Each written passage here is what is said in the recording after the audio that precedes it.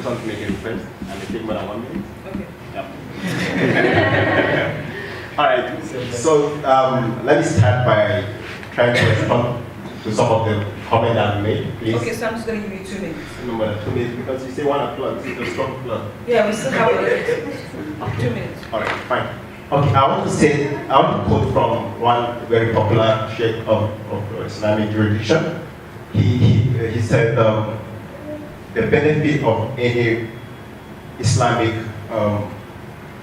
practice or ruling, okay, is for the benefit of humanity, both in this world and in hereafter.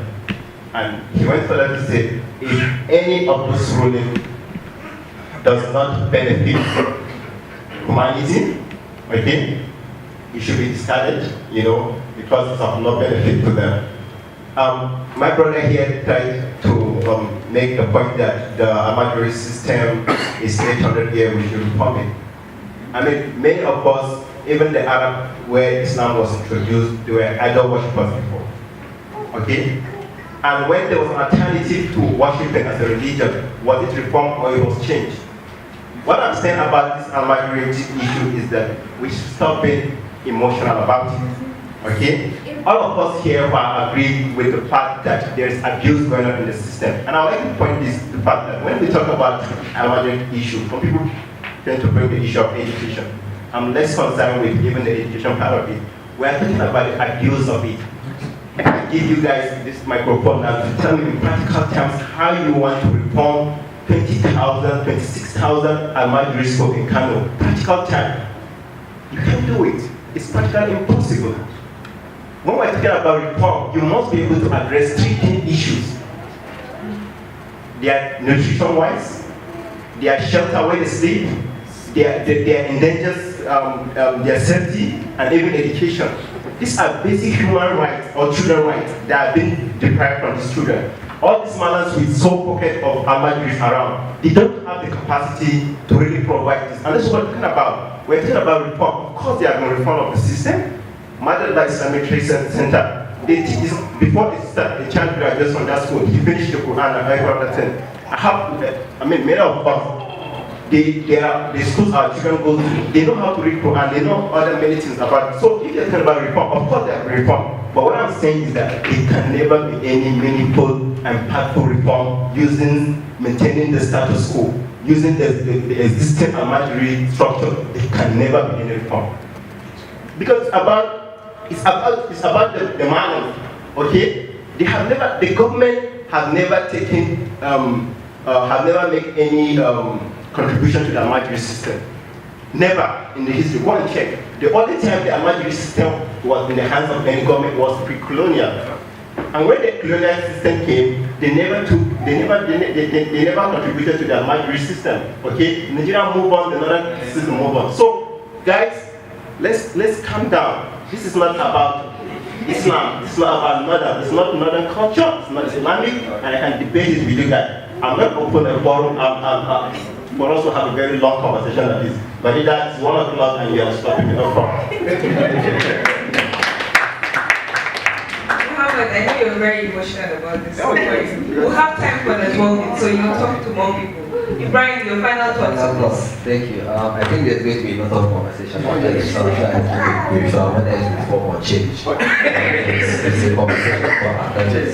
But very quickly, I think there are a lot of people in the room that could have done better than those of us here on the panel. I know my friend, Mr. Rofi, was talking about building a citizen movement. I think we need to take the passion and the energy that we've had in this room and channel it as citizens to engage. Just sitting here, I've also learned a lot. There are many different areas. I came, and of course, let me also just say that I believe that the system needs to be reformed. But we need to ask the hard questions: what kind of reform? What are the areas and how this? You said reform is impossible, but I do not agree with you. Reform is actually very possible. Khadija talked about reaching out to some of the mothers, and those are some of the areas that we can very easily miss. And we need to have that synergy of different groups working in different areas. I'm glad that you have people from Kano with very first-hand experience and some knowledge that for those of us sitting here on the table probably don't even know. I can go for more than 1 minute, but for now that's just my final thought. And from what I've been saying from the beginning, as citizens, we need to come together and organize, mobilize around these issues. Thank you. So, just like Ibrahim said, my final thoughts would be that it's very important for us to synergize the efforts, right, and build on this momentum. It's very, very important. It's interesting to note that I know when most of you were coming here, you thought you were just coming for this forum, but there's a reason why we took down your details. We're actually going to synergize this into action plans after this, and you're all going to get emails and text messages. And I hope that as you're leaving here, you're making a commitment to actually be part of the solution to end this. We're going to engage as much as we can at the community level and also with our legislators and policymakers. This is not going to end here, so I look forward to talking more with each and every one of you, listening to all the solutions that you have and seeing how we can end this.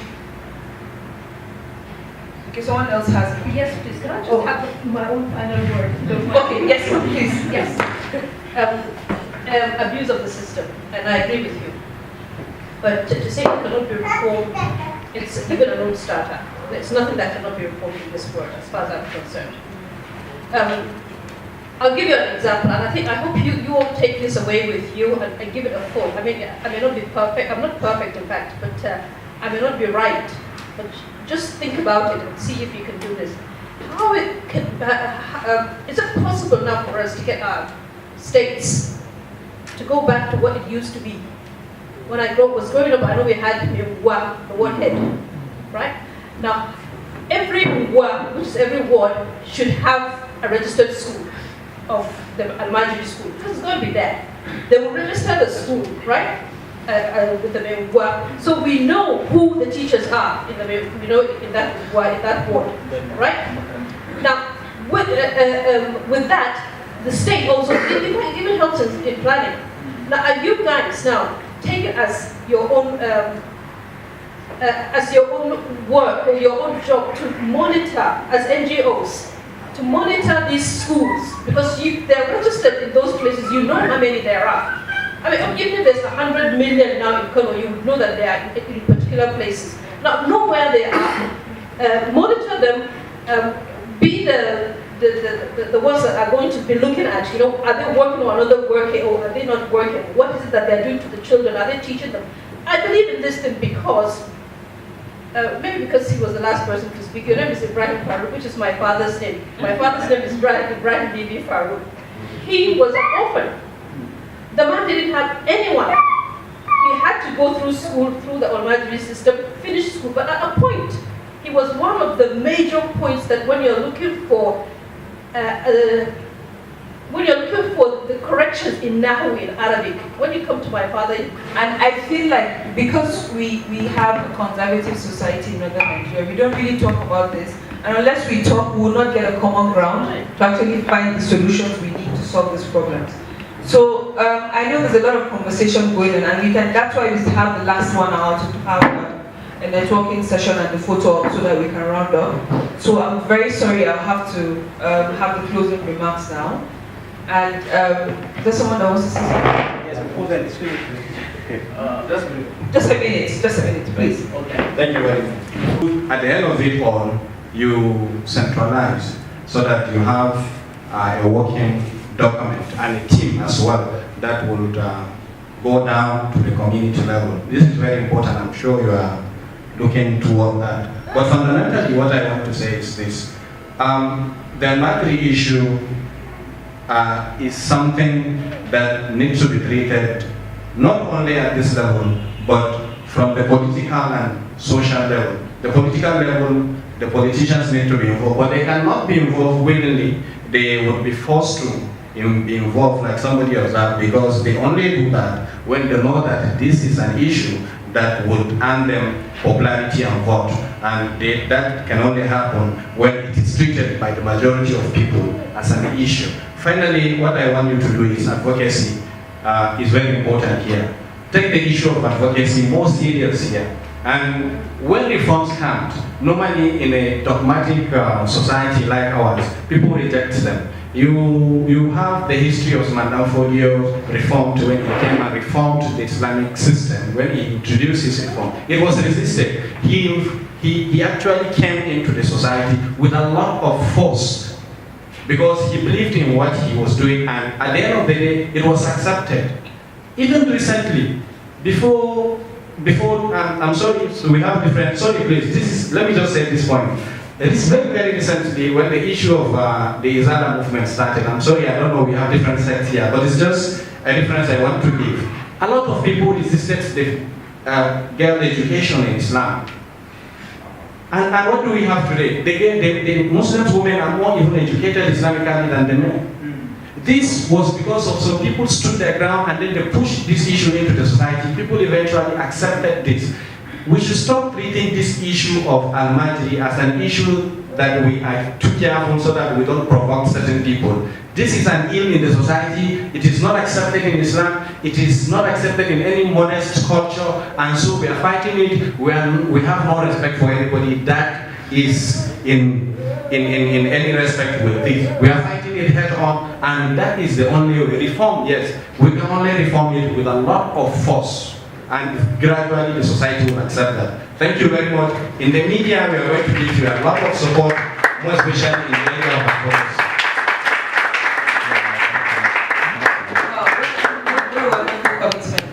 Thank you very much. So I'm going to build on the commitment from FlexiSAF and from NTA and all of you that are here. I want to thank you sincerely for coming here. I know it's not been easy to be here. I know you have a lot of things you should have been doing on a Saturday morning, but you decided to be here. For those of you that had to travel from out of state, I am sincerely grateful from the bottom of my heart.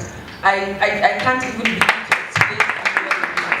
I mean, the power of social media, we just put it out there and so many of you just took up this opportunity out of your own pockets, paid for your own transportation and came here. I am most sincerely grateful for that. And like I said, this is going to be just the beginning, and we are going to look at multi-sectoral solutions for this problem so that we get to end it once and for all. Thank you very much.